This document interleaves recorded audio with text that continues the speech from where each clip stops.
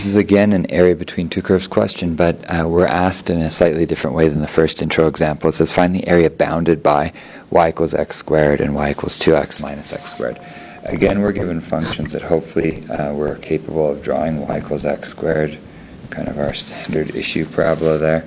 And even this other one, if you look at it a little closer and say, oh, that's x times 2 minus x, you'll realize that it goes through 0, 0, and it goes through 2, 0, so it's a parabola that looks something like this.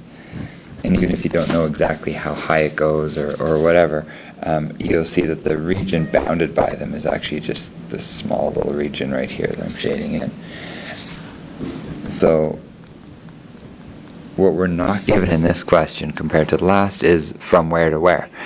So that's actually something we need to find, like where are we finding the area from in terms of values of x. So what we need to do is figure out where these two graphs intersect each other. So when does x squared equal 2x minus x squared? So a little bit of solving a little quadratic. 2x squared minus 2x equals 0. So 2x times x minus 1 equals 0. And so you have two answers. It intersects at 0 and at 1. And it agrees, with our diagram here. So what are we actually doing then in terms of solving this thing?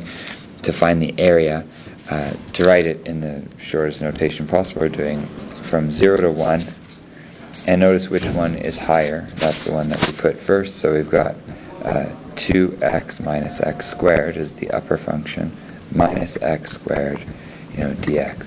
So what that's going to look like is the antiderivative, but might as well put some like terms together first. No point in taking the antiderivative of something that's bigger. That needs to be 2x minus 2x squared dx. So what we've got then is x squared minus 2x cubed over 3 plus c, but I don't bother with the plus c when I'm doing real values here.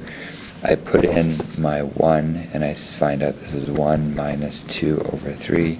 And then I put in my 0, but everything there becomes 0. So 1 minus 2/3 is 1/3, which looks reasonable given that area that I shaded in there is pretty small. So compared to some of the earlier answers we've had where we shaded in great big areas and got bigger answers, this is a small little sliver of space that's bounded by these two curves.